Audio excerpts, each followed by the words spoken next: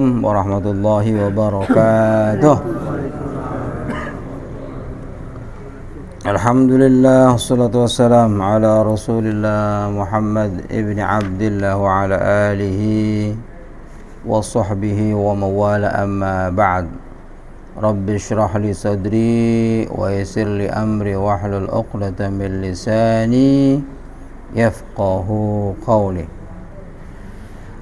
Kita lanjutkan pada bab menjaga lisan. Kemarin ada tip dari Rasulullah itu, tiga tip keselamatan. Pertama, menjaga lisan. Kedua, rumah kita harus luas. Rumah harus luas, bukan tipenya yang luas, bukan direnov, tapi tempat itu harus untuk sholat, untuk ngaji, untuk zikir, ya. Nah, tip yang ketiga, menangis atas kesalahan. Nah, itu kalau ingin selamat dunia akhirat, ya. Kita lanjutkan masih terkait menjaga lisan. Wa an Abi Sa'id Al-Khudri radhiyallahu anhu 'anil Nabi sallallahu alaihi wasallam qala idza asbaha ibnu Adam fa innal a'dha kullaha tukaffiru al-lisan. Ini Rasulullah memberitahu kita, setiap pagi anggota tubuh kita semua ini itu tukaffir. Tukafir itu mengingatkan, wanti-wanti. Apa wanti-wanti itu? Bahasa Indonesianya apa? Iya. Wanti-wanti itu pesan itu. Pesan. Ya. Pesan tapi dengan sungguh-sungguh, penekanan sambil mengecam. Wah, begitu tuh, wanti-wanti. Jadi pesan tapi ada penekanan sambil ngecam. Awas lo ya, begitulah. Itu namanya gitu.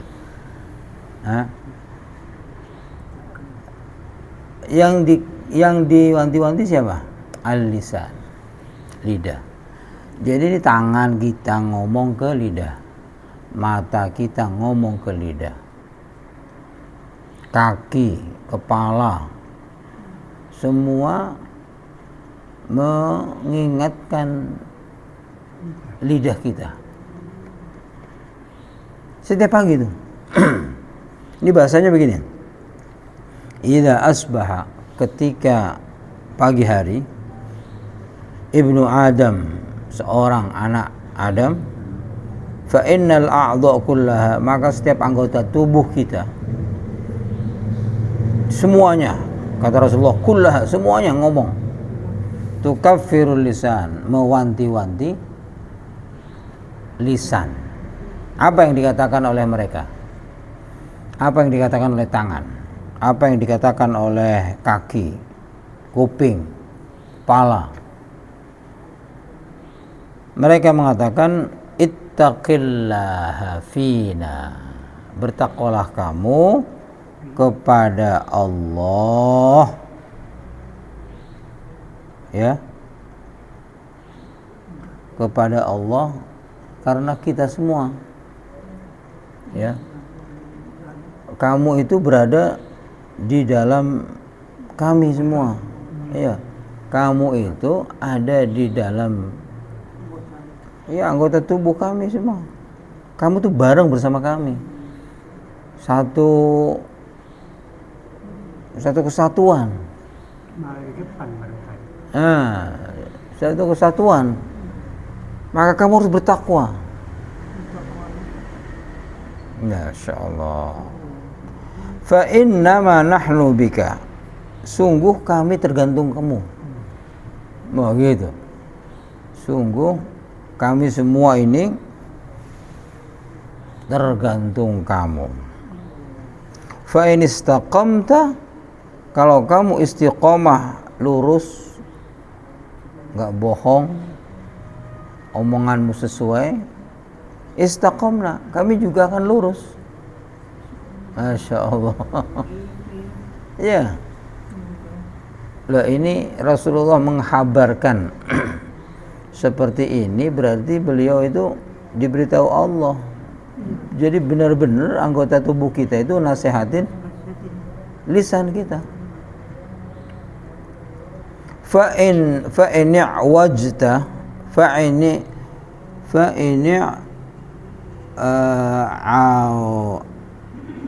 hawajta fa in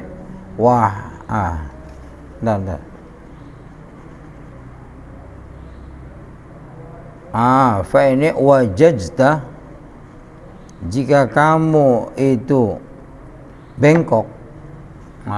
Jika kamu bengkok dalam arti jika kamu itu tidak komitmen, tidak lurus, omongan tidak sesuai dengan perilaku, ya mencela-mencela, wajajna, kami juga akan bengkok. Iya, kalau kamu lurus, kami lurus. Kalau kamu bengkok, kami bengkok. Masya Allah. Kami siapa? Semua anggota tubuh, tangan, pada ngomong begitu. Tangan, kuping, mata, tubuh kita ini, kepala, itu ngomong, kalau kamu lurus, kami akan lurus. Kalau kamu bengkok, kami jadi bengkok juga. Terbawa-bawa. Nah, ini sesuai dengan penelitian. Saya pernah cerita ini. Jadi dalam penelitian, begitu protesnya mereka ini, anggota tubuh protes. Dalam penelitian itu betul tuh. Yang meneliti siapa? Orang psikiater, psikolog yang ahli jiwa yang meneliti. Jadi anggota tubuh kita ini sebetulnya protes kalau ada yang diucapkan lisan itu kebohongan. Protes dia. Begitu protes, apa yang dilakukan oleh mereka? Berontak dia. Bergerak. Anggota tubuh itu bergerak semuanya. Yang paling nampak geraknya adalah tangan. Itu sesuai dengan al-yawma nakhtimu ala afwahihim wa tukallimuna aydihim wa tashhadu arjuluhum bima kanu yaksibu. Mulut pada nanti di akhirat itu ditutup. Yang ngomong tangan. Ya enggak? Yang bersaksi kaki. Jadi benar-benar bukan, ternyata setelah diselidiki, diteliti sama psikolog, bukan hanya di akhirat saja,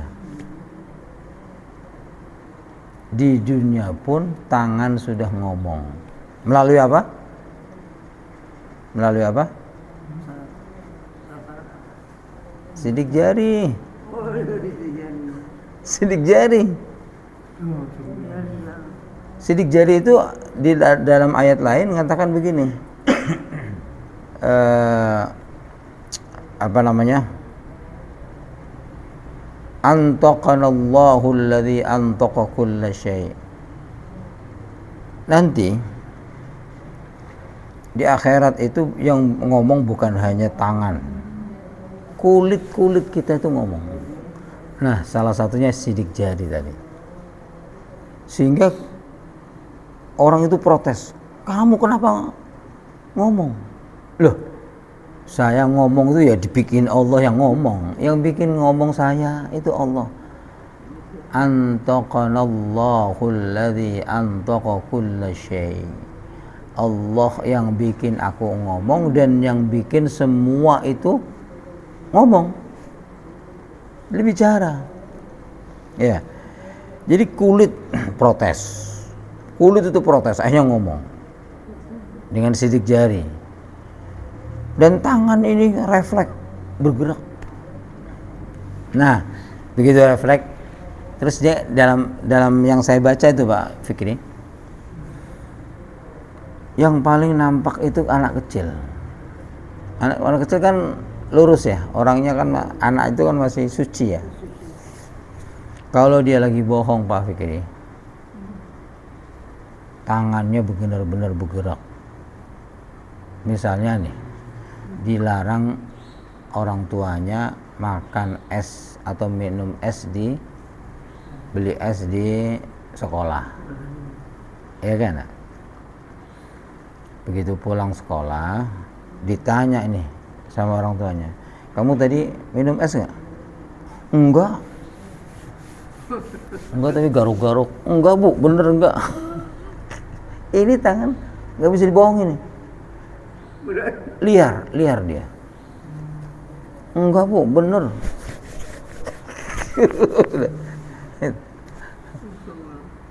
Begitu protes tangan kepada lisan. Lisannya bohong kan? Bengkok tadi. Lisannya bengkok. Maka ini tangan ini protes dia. Protes dia. Kalau orang berdasi paling gini-gini aja. Kalau udah tua itu berdasi, garuk-garuk dikit. Dan saya praktekkan Pak Fikri. Saya praktekkan 2 kali. Ketika saya jadi lurah pondok. Kalau di pondok pondok tradisional namanya lurah pondok.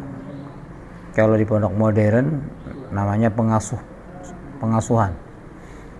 Saat saya di Sukabumi di pondok modern, saya jadi pengasuhan santri. Ada larangan tidak boleh keluar malam. Tahu-taunya ada salah satu kelas 6, berarti kelas 3 SMA, keluar dia.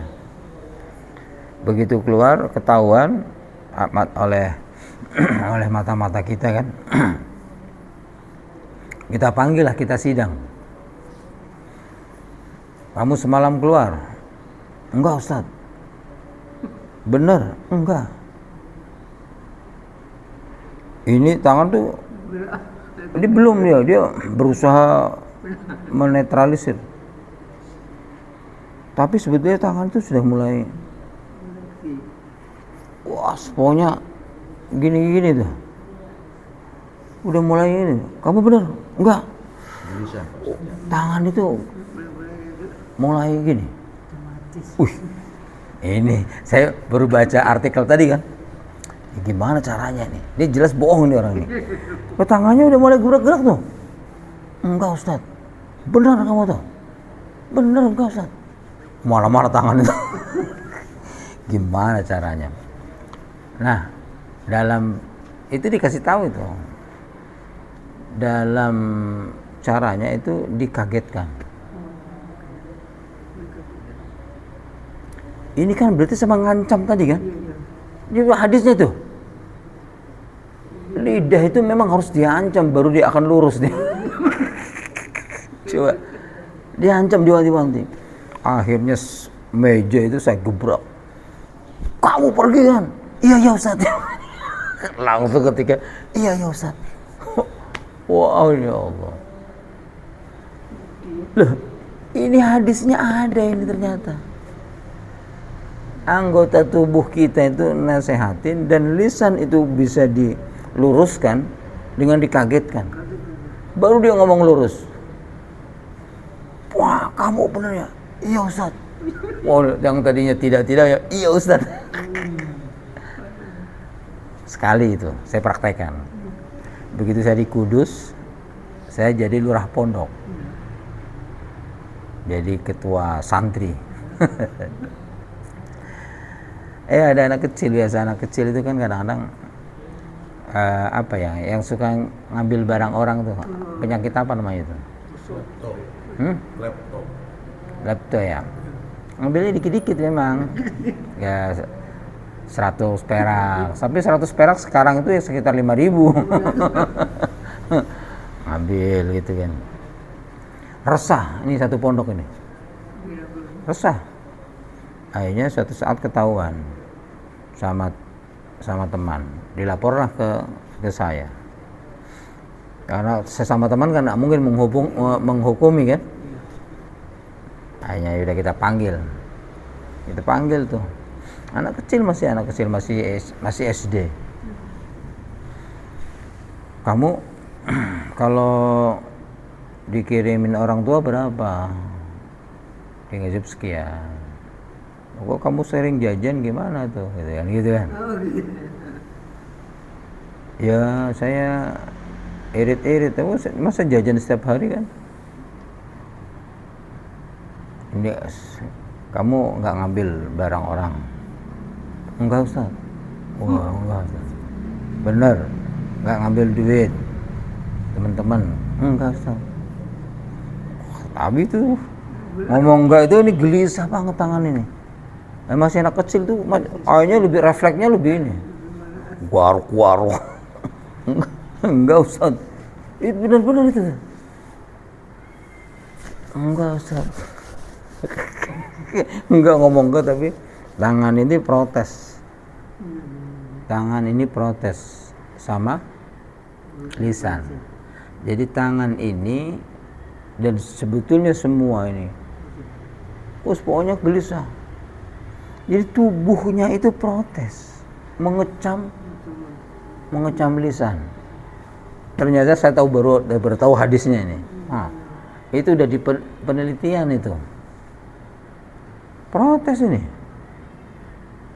mengecam lidahnya yang bengkok ini. Kalau kamu bengkok, kami jadi bengkok. Iya kan? Bohong. Akhirnya apa? Tangannya ikut suruh ngambil. Terus-terusan juga ngambil akhirnya kan. Akhirnya saya kagetkan juga. Saya begitu ini benar nih kamu nggak ngambil. Meja saya gebrak lagi. Wah, jujur. Iya Ustaz. Oh, Masya Allah. Ternyata hadis ini ada penelitiannya. Coba di Google ada penelitian tentang anggota tubuh yang protes ketika lisan itu bohong. Anggota tubuh protes semua. Ya kalau udah tua agak sedikit berdasi, dasinya dilonggarin dikit. Kalau yang biasa bohong, yang biasa bohong, tetap saja ketahuan. Nah, orang puncaknya nih, maka orang yang biasa bohong itu puncaknya dia berarti mematikan saraf-saraf. Iya, dalam artikel bilang kalau orang biasa bohong itu berarti dia sudah bisa mematikan saraf-saraf refleksinya tubuh. Hati-hati juga. Kalau sudah sarafnya putus, hati-hati juga. Orang udah biasa bohong, nyantai aja deh. Dia berarti sudah memutus refleksi atau saraf refleksnya. Harusnya dia protes. Kalau sudah biasa, dia sudah kendalikan tuh. Lama-lama putus tuh. Harusnya ini ngomong, harusnya gini. Harusnya begini. Tapi karena udah biasa ngomong, bohong, dia memutus saraf refleksinya itu. Nggak kebaca gesturnya Ustaz ya. Iya, dia putus, dia putus. Dia Baca putus sama orang lagi ya. Itu nanti ada deteksi lagi. Ada namanya detektor kebohongan kan? Lie detector. Ya, lie detektor. Saya pernah masuk itu di Singapura. Masya Allah, Singapura tuh. Ya itu tadi. Namanya Zarkashi Afif, namanya Abdul Hakim. Wah, itu masih masuk situ tuh. Wah, masuk. Namanya Nur Ihsan. Wah, masuk pasti itu. Sudirman lewat ya. Kalau Pak Sudirman lewat. Selamat lewat itu. Orang baik-baik. Iya, Fikri masuk itu pasti. Apalagi Dzul Adli. Aduh. Pak Yul. Dibawa ke ruang tunggu ya Pak ya? Saya masuk. Ya Allah, saya bawa tas itu suruh ngeluarin uang semuanya yang ada di situ. Teman saya sampai suruh buka Facebooknya itu, medsosnya suruh dibuka. Nah saya yang parah kenapa? Itu paspor habis haji ceritanya. Dulu haji kan paspor itu ditempel apa namanya visa ditempel. Nah saya kelupas. Makanya jangan main-main dengan paspor ya. Visanya Saudi saya lepas. Saya lepas.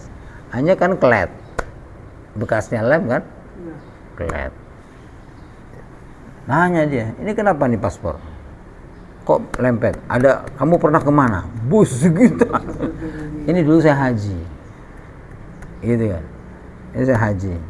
Daripada ini kan nggak beraturan nempelnya kan. Saya lepas. Biar rapi ini loh. Dia nuduh saya bohong. Mungkin saya pernah ke Afghanistan atau apa kan. Akhirnya masuk tuh ruang detektor. Ditanya macam-macam, ya Allah. Ya lulus, cuma ya tadi lama juga ya interogasinya 4 jam. Singapura tuh luar biasa tuh.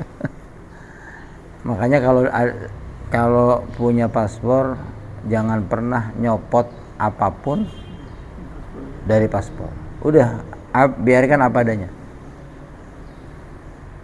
Sama Saudi di lem, udah biarin aja. Gua saya copot itu. Begitu copot kan nempel lagi kan. Nah itu di 3 saya bohong gitu. Bener saya habis haji, saya bilang gitu kan. Dikira saya pernah Afghanistan, pernah ke Iran mungkin gitu. Masya Allah. Jadi ini hadis ini mengatakan bahwa semua anggota tubuh mengecam lisan. Ittaqillah fina. Kamu harus bertakwa kepada Allah, takut sama Allah karena kamu bersama kami semua. Gitu kan. Kami semua tergantung kamu. Ini benar-benar ini sesuai penelitian ini. Fa in istaqamta istaqamna. Kalau kamu istiqamah lurus, kami juga istiqamah akan lurus. Fa in wajajta, ketika kamu bengkok, kami juga wajajna, kami akan bengkok. Terseret. Ini Pak Fikri sayangnya tahu hadis ini belakangan ini. Kalau masih aktif dulu, wah, Jadi senjata ini, ya enggak? Bagian auditor kan, orang auditor kan, ini itu nggak bisa dibohongin. Semua anggota tubuh, bukan hanya tangan, cuma yang paling nampak itu tangan. Gelisah, tubuh itu gelisah. Kalau ini lisan itu bohong, tubuh gelisah. Duduknya tidak benar, soalnya tidak tenang dia. Tidak tenang. Masya Allah. Semoga kita bisa menjaga lisan kita. Semoga lisan kita lurus sehingga anggota tubuh kita pun lurus. Sekira itu, dan itulah resep kemarin, tip dari Rasulullah. 3 tip keselamatan. Jaga lisan, rumah diperluas, tangisi kesalahan.